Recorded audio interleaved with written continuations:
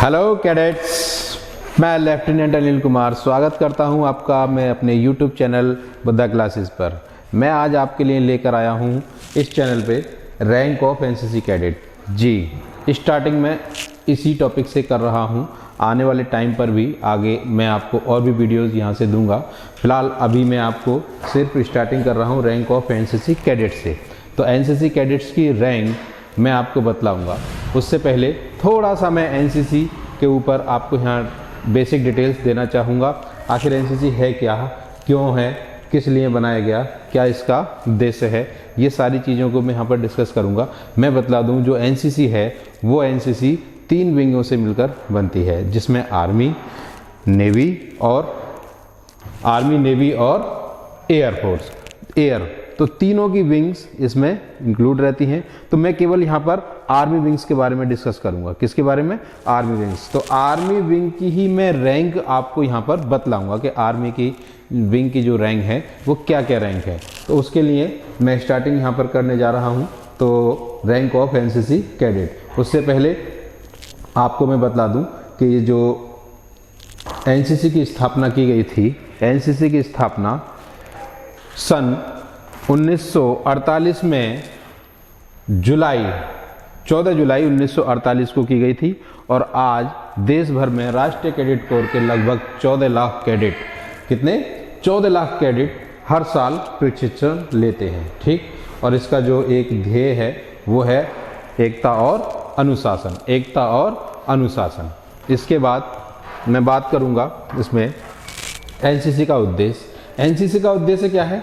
जो उद्देश्य इसमें रखा गया है उसमें है युवा नागरिकों के बीच अनुशासन, चरित्र, भाईचारा, साहसिक कार्य की भावना और निस्वार्थ भाव या निस्वार्थ सेवा की संकल्पना विकसित करना। किनके अंदर? कैडेट्सों के अंदर या अपने यूथ के अंदर। इतना ही नहीं, इसका उद्देश्य युवाओं में नेतृत्व का गुणों को भी क्या करना है? जागृत करना है। मतलब उनके अंदर लीडरशिप भी जागृत करनी है। ठीक, NCC Indian army force. NCC Indian army force की एक विंग है। एनसीसी का हेडक्वार्टर नई दिल्ली में स्थित है। ये मैं आपको आपकी जानकारी के लिए बतला रहा हूँ।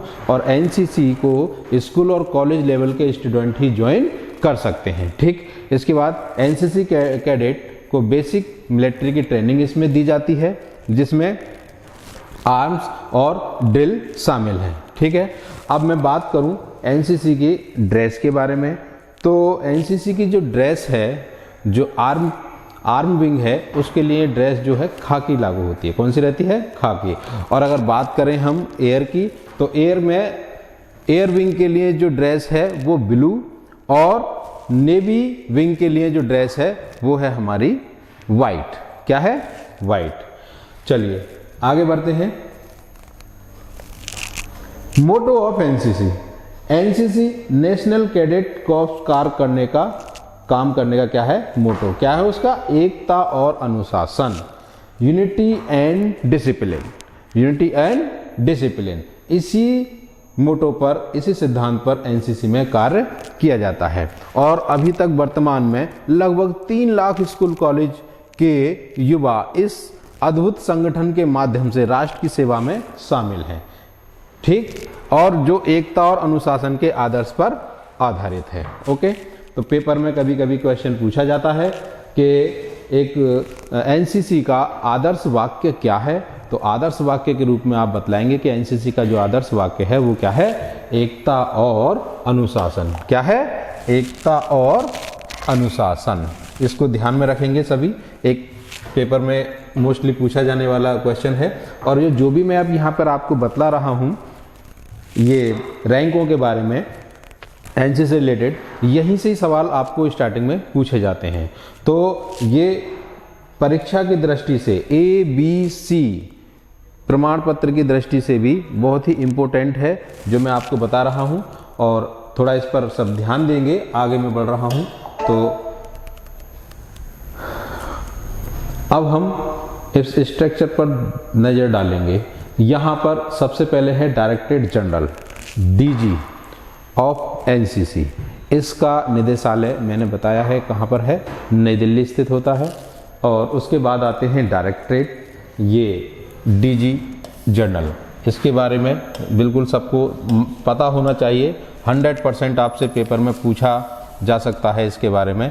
इसका मुख्यालय कहाँ पर होता है, डीजी एनसीसी का मुख्यालय है नई दिल्ली में स्थित है। कहाँ पर स्थित है, नई दिल्ली में। नई दिल्ली में इसका मुख्यालय स्थित है। और इसके बाद पूछेगा कि देश के अंदर पूरे भारत में कितने डायरेक्टरेट हैं, तो आप बताएंगे पूरे 17 डायरेक्टरेट हैं। कितने हैं, 17 डायरेक्टरेट हैं, 17 निदेशालय। कितने निदेशालय हैं, 17। और इन निदेशालयों के अंडर में ही जो आते हैं वो ग्रुप्स आते हैं, ग्रुप्स हेडक्वार्टर आते हैं। और ग्रुप हेडक्वार्टर के अंडर में जो आते हैं वो यूनिट्स आती हैं, जो यूनिट्स कॉलेज लेवल पर कार्य करती हैं। तो ये यूनिट्स हैं, और यूनिट्स भी हमारी डिवाइड रहती हैं सीनियर डिवीज़न और जूनियर डिवीज़न में। सीनियर डिवीज़न और जूनियर डिवीज़न में वही मैंने बताया था, senior division army, navy, air force, तीनों विंग में डिवाइड रहती है। और ये कॉलेज स्तर पर यहाँ पर सीनियर डिवीज़न में केवल 12th लेवल के और उससे ऊपर ग्रेजुएट लेवल के 11th 12th और ग्रेजुएट लेवल के स्टूडेंट यहाँ पर इसमें पार्टिसिपेट करते हैं अपना। और दूसरा जूनियर लेवल, जूनियर लेवल भी आर्मी, नेवी, एयर, ये स्कूल बेस पर रहता है। यहाँ 9th और 10th क्लास वाले स्टूडेंट इसमें एडमिशन पा सकते हैं। यहाँ जूनियर डिवीज़न, यहाँ ए सर्टिफिकेट मिलता है बच्चों को, यहाँ ए सर्टिफिकेट। और सीनियर डिवीज़न में यहाँ ये इनका प्रशिक्षण का जो समय रहता है वो भी अवधि जो होती है वो कितनी होती है, 2 वर्ष की होती है। इनकी प्रशिक्षण अवधि कितनी रहती है, 2 वर्ष। ऐसे ही सीनियर डिवीज़न में यहाँ पर बी प्रमाण पत्र के लिए यहाँ पर बच्चों को 2 वर्ष का प्रशिक्षण रहता है, ठीक। और सीनियर डिवीज़न में ही जब सी प्रमाण पत्र की बात करते हैं, सी प्रमाण पत्र के लिए, सी प्रमाण पत्र में एडमिशन लेने के लिए, सी के लिए एडमिशन लेने के लिए बच्चे को 2 वर्ष का बी प्रमाण पत्र धारी होना आवश्यक है। मतलब सी प्रमाण पत्र के लिए बच्चे को एडमिशन लेने के लिए उसके पास बी प्रमाण पत्र होना भी बहुत ही आवश्यक है, ठीक। अगर किसी स्टूडेंट के पास बी प्रमाण पत्र नहीं है तो वो स्टूडेंट ए प्रमाण पत्र है और बी प्रमाण पत्र नहीं है तो वो सी प्रमाण पत्र के लिए एलिजिबल नहीं है। चलो बच्चों आगे बढ़ें।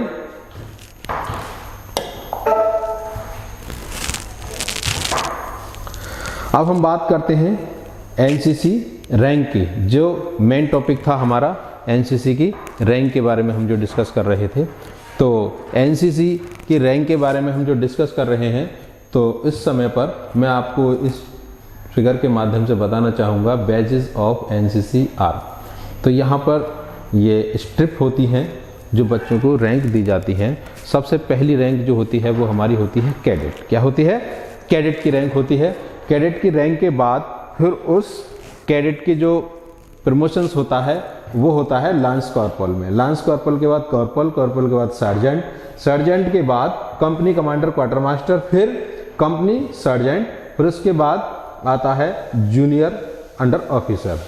ये आर्मी विंग की सेकंड सबसे हाईएस्ट रैंक कहलाती है। क्या कहलाती है? सेकंड सबसे हाईएस्ट, और ये फर्स्ट रैंक। इसमें क्या है?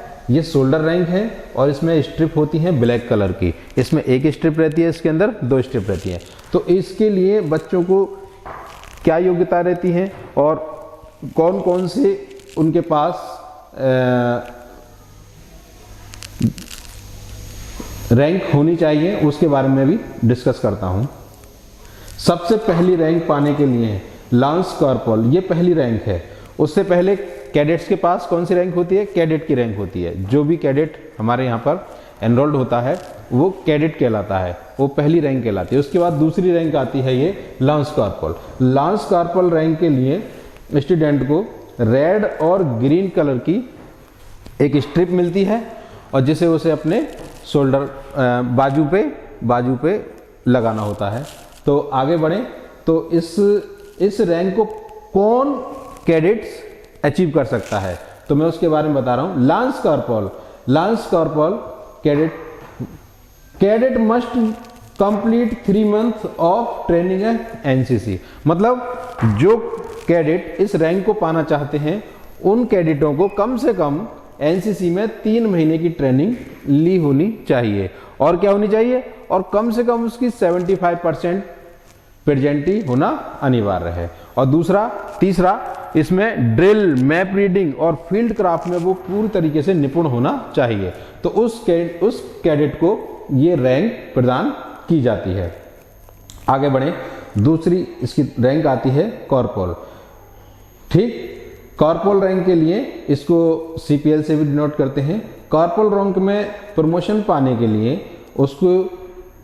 उसकी भी कुछ योग्यताएं रहती हैं और उसकी जो स्ट्रक्चर है, उसकी जो स्ट्रिप है वो रेड और ब्लैक कलर की ही रहती है, मगर इसमें स्ट्रिप कितनी हो जाती हैं, अब 2 हो जाती हैं। इन दोनों स्ट्रिपों को लगाने के लिए वो उसको क्या होना चाहिए, कॉर्पोरल रैंक के लिए कैंडिडेट कम से कम लांस कॉर्पोरल की रैंक उसके पास होना जरूरी है। लांस कॉर्पोरल की रैंक कितने मंथ, 6 मंथ उसके पास जरूर रही हो। उसके बाद cadet must pass the weapons training, मतलब वो वेपन्स ट्रेनिंग में भी निपुण होना चाहिए, तब उसको ये रैंक प्रदान की जाएगी। अब क्या है, कॉर्पोरल से अगर वो सर्जेंट में अपना प्रमोशन चाहता है, अगर सर्जेंट की रैंक लेना चाहता है, इसे एसजीटी से प्रदर्शित करते हैं और डिनोटेट करते हैं, तो इसके लिए स्ट्रिप कितनी होती हैं, 3 स्ट्रिप होती हैं। ये भी रेड और ब्लैक कलर की ही स्ट्रिप होती हैं। अब इस स्ट्रिप को पाने के लिए, इस वाली रैंक को पाने के लिए क्या योग्यताएं उसके अंदर उसको होनी चाहिए, कैडेट कम से कम कॉर्पोरल रैंक उसके पास रही हो 6 महीने, कितने मंथ रही हो, 6 मंथ रही हो, और cadet must be in second year candidate. हाँ, कैडेट का द्वितीय वर्ष का छात्र होना आवश्यक है। फर्स्ट ईयर वाले कैडेट को ये रैंक प्रदान नहीं की जाती है। आगे बढ़ें, सर्जेंट से company quarter master sergeant CQMS ये रैंक पाने के लिए कैडेट्स को क्या योग्यताएं रखनी चाहिए वो भी बताऊंगा। उससे पहले मैं बतला दूं, इसमें स्ट्रिप तो वही होती हैं 3, मगर इसके साथ क्या है, एक अशोक स्तंभ भी यहाँ पर लगा होता है। तो ये हमारी कंपनी क्वार्टर मास्टर सर्जेंट की रैंक। और कंपनी क्वार्टर मास्टर सर्जेंट के लिए कैंडिडेट कम से कम कॉर्पोरल रैंक कितने समय रही हो, 6 महीने उसके पास कॉर्पोरल रैंक रही हो। Cadet must be in second year, यहाँ पर भी कैडेट का सेकेंड ईयर में होना आवश्यक है। जो सेकेंड ईयर के कैडेट्स को ही ये रैंक दी जाती है। उसके बाद आती है आर्मी विंग की जूनियर अंडर ऑफिसर रैंक। ये सेकंड सबसे हाईएस्ट रैंक हमारी कहलाती है, सेकंड सबसे हाईएस्ट रैंक, और ये शोल्डर रैंक कहलाती है। और इस शोल्डर रैंक में एक ब्लैक स्ट्रिप होती है, कितनी होती है, एक ब्लैक स्ट्रिप होती है। उसके लिए क्या योग्यता है, उसमें जूनियर अंडर ऑफिसर के लिए कैडेट कम से कम सर्जेंट रैंक पे रहा हो 6 मंथ, कितने मंथ उसके पास रही हो, 6 मंथ सर्जेंट रैंक उसके पास रही हो। Cadet must have certificate B pass, मतलब अच्छे नंबरों से बी सर्टिफिकेट पास हो, अल्फा या ब्रावो से मिनिमम पास होना जरूरी है। उस कैडेट को ही ये रैंक प्रदान की जाती है। उसके बाद आता है सबसे first rank senior under officer, SUO से इसको शॉर्ट में डिनोट करते हैं। सीनियर अंडर ऑफिसर की जो रैंक है वो शोल्डर रैंक, इसमें 2 स्ट्रिप होती हैं, 2 ब्लैक कलर की स्ट्रिप होती हैं, और ये सबसे हाईएस्ट रैंक है हमारी आर्मी विंग की, ठीक है। और इसके लिए क्या होना जरूरी है, सीनियर अंडर ऑफिसर्स के लिए कम से कम 6 महीने की उसने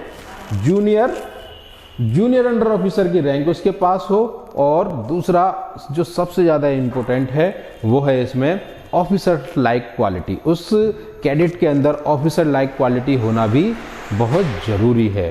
तो कैडेट्स, ये सारी रैंक हमारी आर्मी विंग के लिए होती हैं। और इसके अलावा एक रैंक और होती है, सबसे लास्ट में इसके बारे में डिस्कस करना चाहूँगा कि गोल्डन रैंक। गोल्डन रैंक में ये भी शोल्डर रैंक होती है, और इस गोल्डन रैंक में जो शोल्डर में 2 गोल्डन कलर की स्ट्रिप होती हैं और एनसीसी लिखा होता है। ये कुछ खास कैडेट्स को ही रैंक प्रदान की जाती है। कुछ खास कैडेट्स हैं जो जो कुछ मोस्टली ये गोल्डन SUO और SGSUO के नाम से इनको जाना जाता है, रैंक नाम है। मगर दी किन को जाती है, कब दी जाती है, कि ये जब दी जाती है जब बच्चा RDC कैंप में पार्टिसिपेट कर रहा है। RDC कैंप, TSC कैंप, थल सेना कैंप या यूथ एक्सचेंज प्रोग्राम, जो यूथ एक्सचेंज प्रोग्राम, इन कैंपों में जाने वाले स्टूडेंटों को ये दी जाती है। केवल वही स्टूडेंट कि जिस स्टूडेंट के पास, जो स्टूडेंट कम से कम फर्स्ट रैंक भी हासिल किया हो। कौन सी? जो भी मैंने आपको बतलाई थी, सीनियर अंडर ऑफिसर की रैंक जिनको मिली होगी, उन्हीं कैडेट्स को ही ये गोल्डन रैंक दी जाती है। ठीक, तो ये लेक्चर मेरा यहीं समाप्त होता है। और अगर आप एनसीसी के किसी और टॉपिक पर भी अगर मेरे से चाहते हैं वीडियो लेक्चर इसी प्रकार से, तो आप मुझे कमेंट बॉक्स में उस टॉपिक का नाम भी लिख सकते हैं, और आगे भी मैं इसी प्रकार से आपके समक्ष ऐसे वीडियोस बनाता रहूँगा। और इसके लिए आपको चैनल लाइक कर लें, सब्सक्राइब कर लें, और अपने जो यार दोस्त हैं उनको भी बताएं। और ये जो मैंने आपको आज रैंक बतलाई हैं, ये समझता हूं कि आपको समझ में आ गई होंगी। ठीक है, धन्यवाद।